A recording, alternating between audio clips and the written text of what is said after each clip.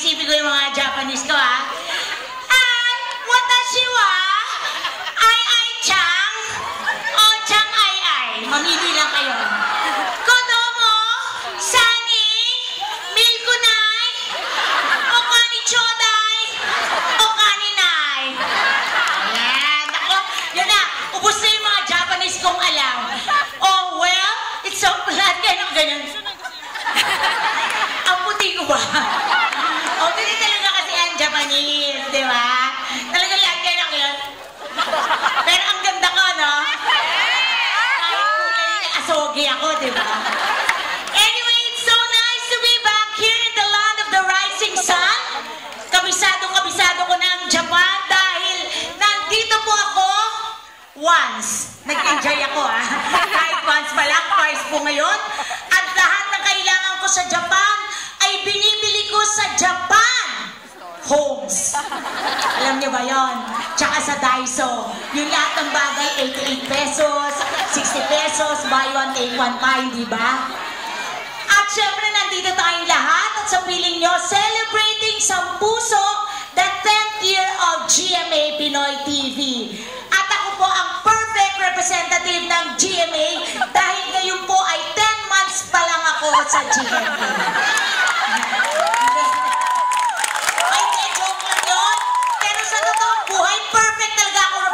Kasi po, bago po ako lumipat sa kabilang channel, 9 years po ako sa GMA. Plus ngayon, ikasang taong ko. So, 9 plus 1 is equals to 10.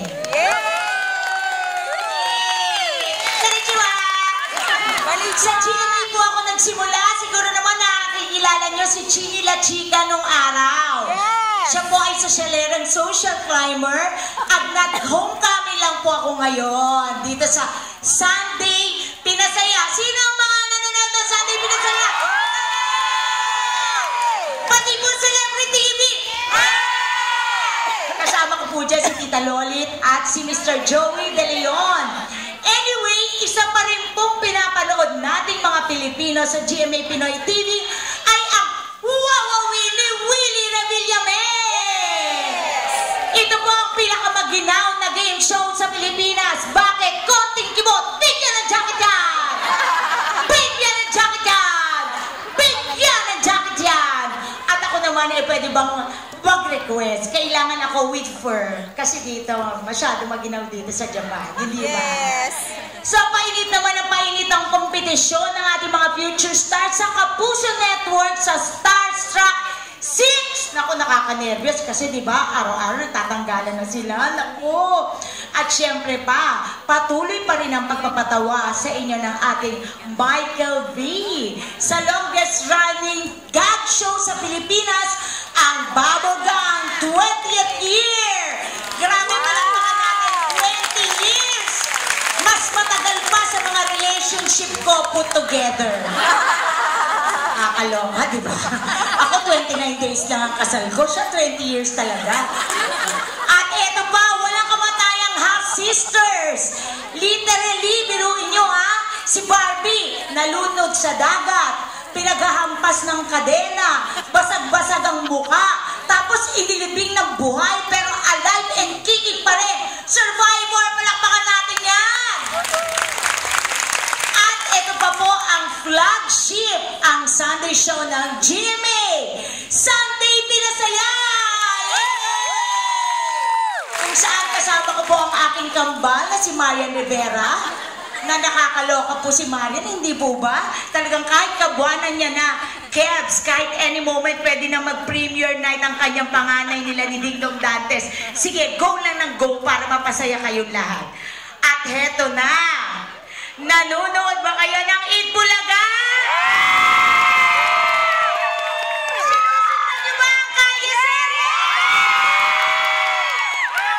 Yun, diba? Bagay na bagay ang ating Alden at si Yaya da!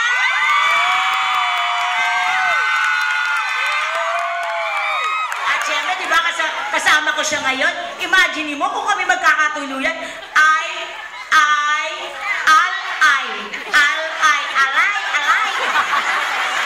napilayan. Parang tanga. Alay ko naman! Parang nasubsob Marisa, di ba? O, eto na, sa sobrang nakakatuwa rin ng tatlong lola natin, especially si Lola ni Dora, ang malaking hadlang sa love life ng ating Aldab, si Alden at Yaya Dab, pero maraming aral ang dala sa atin ni Lola. At isa sa natutunan ko sa Kalyeserye, ang lahat ng bagay ay mahalaga, ay nakukuha sa napakagaling niya talaga. Tulad na lang nitong sampuso natin ang selebrasyon natin ito, ang 10th anniversary ng Pinoy TV sa Japan ay nag-intay muna ng 10 years bago mag-celebrate ang anniversary. Dahil hindi maganda mag-celebrate ng 7, 8, at 9. Ito ang tamang panahon dahil ngayon ay 10th year na sila. Kaya ito sa tamang panahon, tayo'y mag-aawitan, tayo'y magsasayawan, tayo'y magpapaligaya ng gabi ito sa inyong mga kapuso. Ngayon na ang tamang panahon!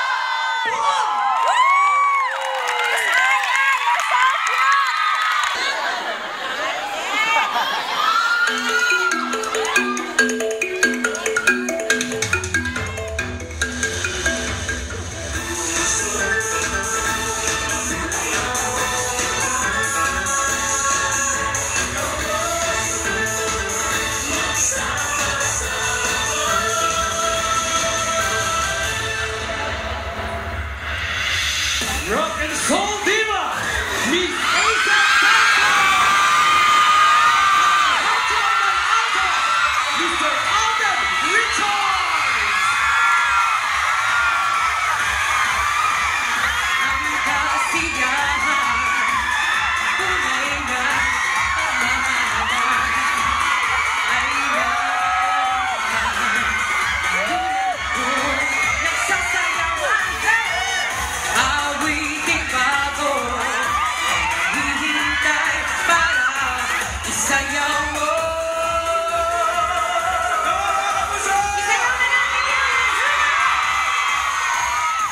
Sumunod ka sa ikat ng panahon, kasabay ng mga bagong tutubig kayo.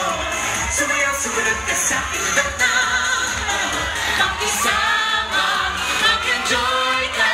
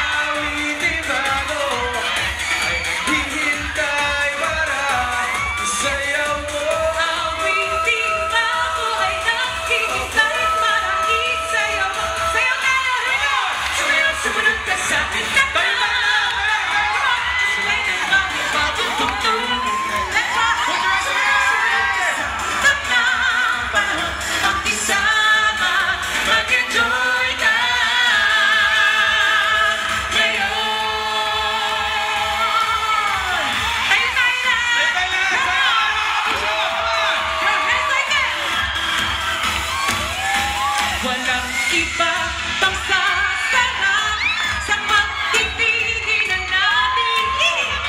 Sana ay pinapagwakas itong awit ng pag-ibig. Awit natin ay wag na wag mong kalimutan. Ako ko naman na lagi kang pakikinggan. Magpakailanman